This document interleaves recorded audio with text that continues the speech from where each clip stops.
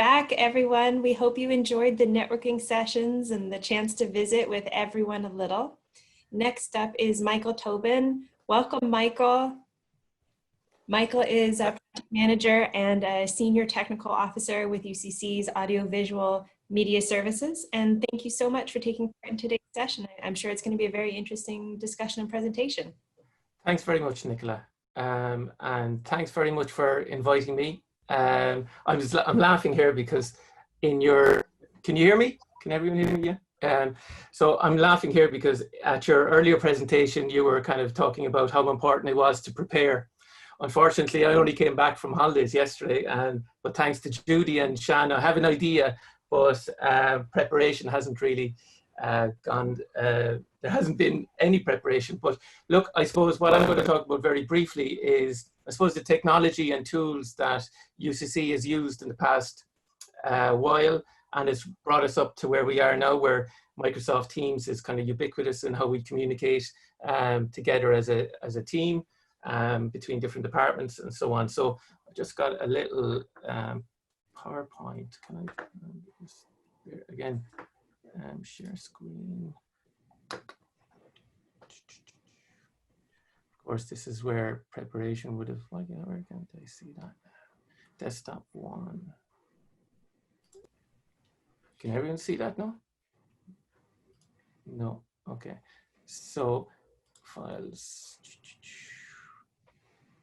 Do you know what? I'll plow on without,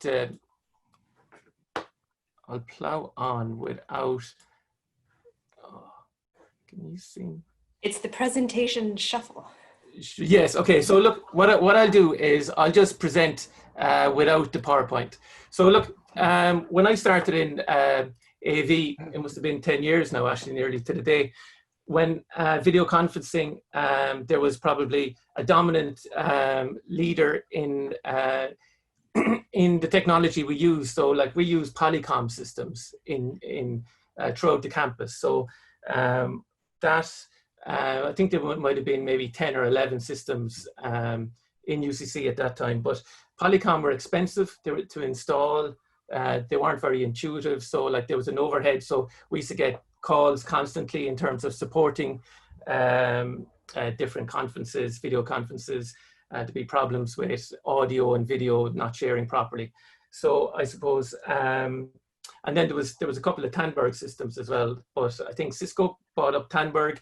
They still have a presence in terms of WebEx, but Polycom are pretty much non-existent now, or I think they were bought up by Plantronics or something like that. But over the last while then, in the last 10 years, that video conferencing has kind of shifted to the cloud. So you had the likes of Skype and Google Hangouts, and we even had a system called Video, and that worked alongside an offering with the HANet, and that moved from a hardware-based to more of a software-based system where staff could actually communicate via their desktops. I'd say that the take-up wasn't fantastic, in that we hoped and kind of promoted the idea that people would actually work away and support themselves, but inevitably we got calls about problems related to their own video conferences, which I suppose is inevitable. So I suppose that took us up to where we were maybe 5 or 6 months ago. And even then there was kind of, if you asked even IT staff about Microsoft Teams and even Google Meet, we'd have an idea, because my background is IT. In the last few years, I kind of moved into more media, working with the likes of Owen Hassey, who was speaking earlier. But yeah, so Microsoft Teams was there. We were using it tentatively, but then we were dragged kicking and screaming into, I would say, the 21st century. The pandemic arrived and it kind of forced people to actually use Microsoft Teams in a way that they hadn't before. And to be fair, you know, while it wasn't perfect to begin with, it has slowly improved. And while AV now is part of digital services, which is another subset team in IT services. So we've got kind of a bigger team, and colleagues of mine on digital services are supporting the running of different conferences using Microsoft Teams. And I think there's a limit in Microsoft Teams of, I think it might be 250 now. So Microsoft have another offering, I think people probably are aware of it, Microsoft Teams Live, which enables more than 250, and I think it might even go up to 10,000 attendees. So we've used that in the past few weeks and months, running town halls, I think Nicola mentioned earlier. And so, you know, it's a bit more involved, I would say, the Teams Live, and it might, but in saying that, you know, we're changing how we can support UCC in the past while, rather than kind of that face-to-face kind of, which isn't possible now. So we've had a lot of meetings on Teams, kind of trying to show people how to actually use the platform in Teams Live. And, you know, I know one lecturer, Kenneth Burns, in Applied Social Sciences, that actually ran a conference over Teams Live himself with, you know, support from ourselves, but primarily he was the person leading it. And he did a really good job. It went from 50 people joining initially. I think he might have hundreds, and this was external. This was in HSC as well. So yeah. So that has it's changing and it's evolving the whole time. I know that even Microsoft Teams now, I think they're going to push the limit up to 1,000 later in the year. So, you know, it has allowed for us to continue communicating as a university, as a community. I've even used it as a means of reaching out to fellow technicians in the university, be it over the hospital, right up to the Mardyke and Tyndall.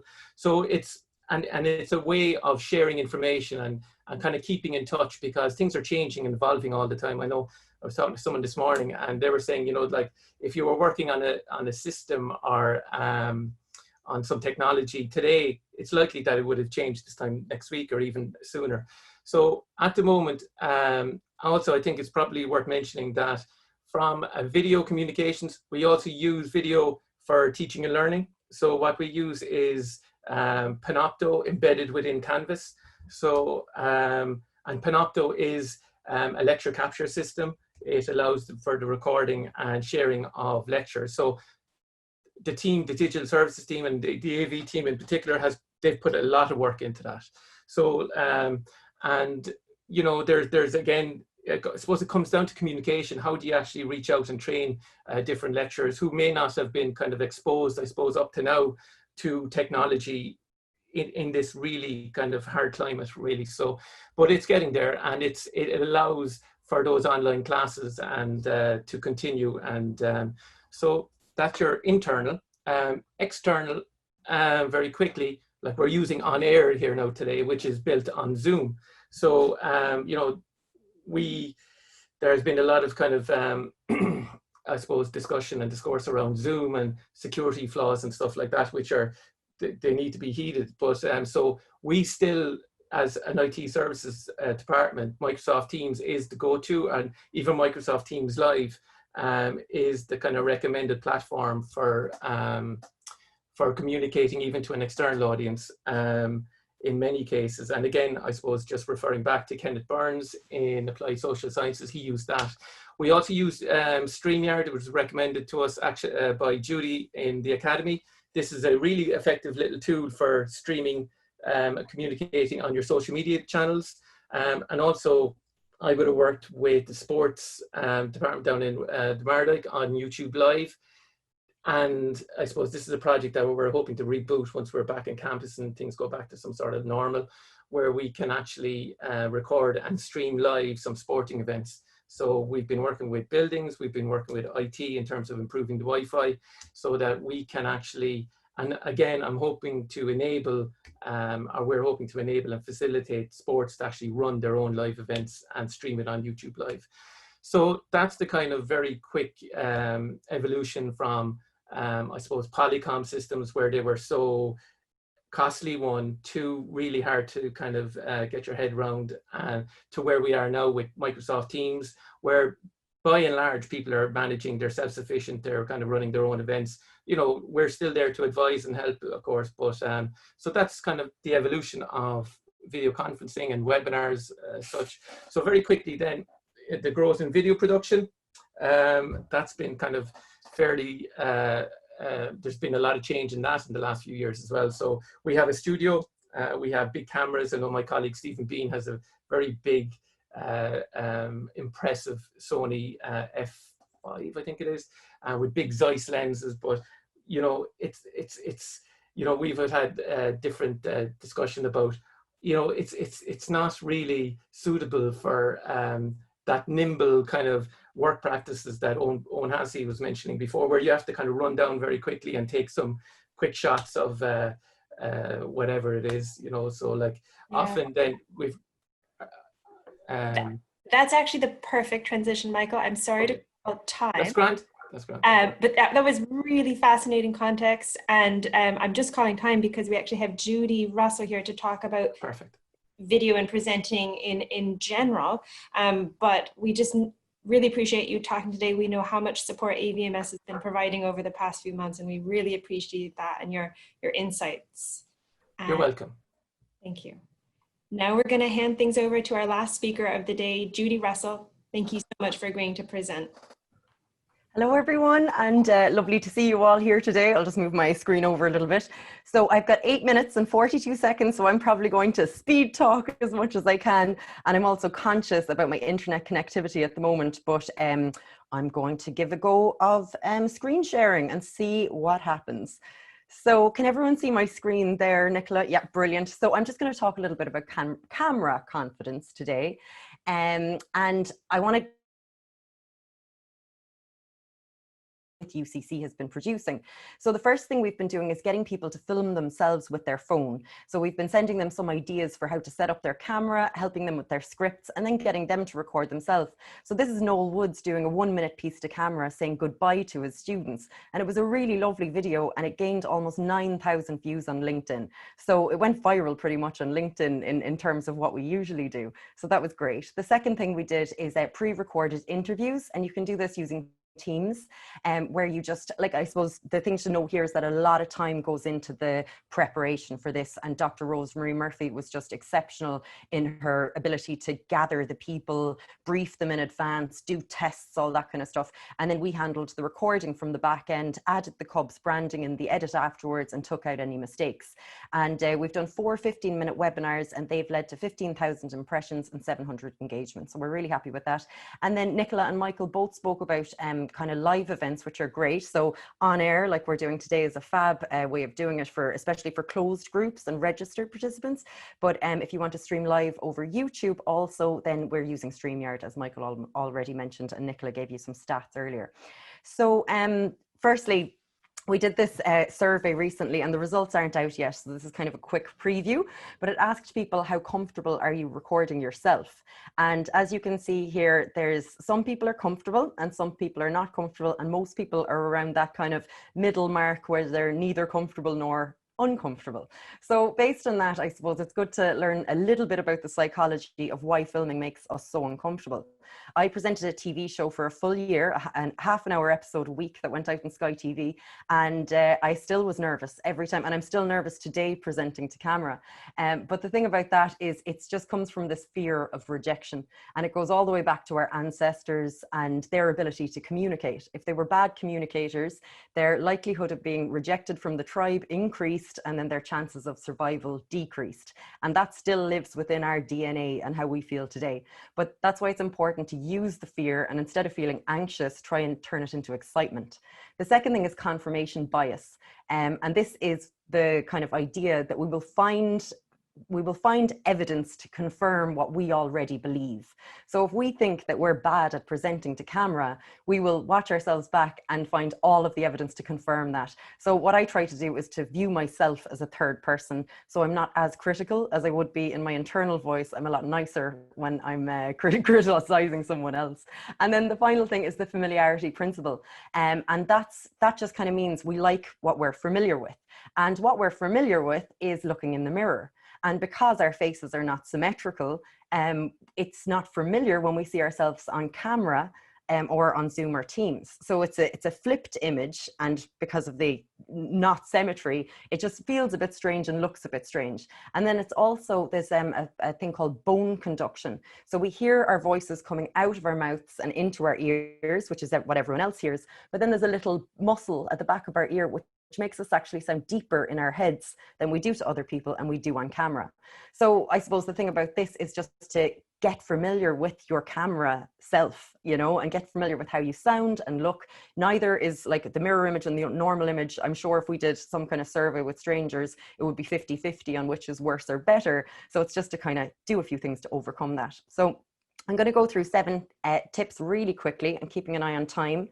4 minutes. Okay, 7 tips to boost your camera confidence.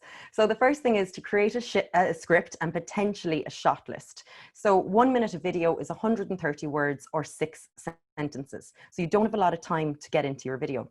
So what I do for all of my videos, and what we do in the Academy as well, is we break it up into a Word or Excel document into different columns, where we put what's happening in the video in one column, what's happening in the audio or the script, and then we kind of do an average time so that we can time it out before we go to record, so that we can really make it as efficient as possible and not have to reduce things in the edit where we can. So you'll see here presenting to camera is the first shot, so that will be me talking to camera, then we'll put in a slide, and then we'll put in a second slide. So that tells me then I can read those 2 parts of the second script as opposed to saying them to camera, which can be stressful. But if you want to do an entire piece to camera, you might try a teleprompter app, and these apps are getting better and better. With iPhone, there's teleprompter for video, and with Android, sorry, there's nano teleprompter. And the thing that you want to look out for here is if you look at the first picture over on the very left, the text is right next to the lens. So the text doesn't fill the screen, it goes really close to the lens in a sub menu, and the text is quite small. And that's because it helps us actually look into the lens when we're presenting and not like we're reading text. And these actually work really well. And the third thing is to record excellent sound. So a study by Cleveland State University took loads of people and put them into different rooms playing games and tested audio. So bad audio, good audio, bad video, good video, to see what it meant to the gamers in terms of how much they enjoyed playing the games. And the results indicated that while image quality had no effect on outcomes, sound quality almost universally impacted outcomes of interest, including several dimensions of presence and enjoyment. So the gamers were fine playing the game with bad video, they weren't fine playing the game with bad audio.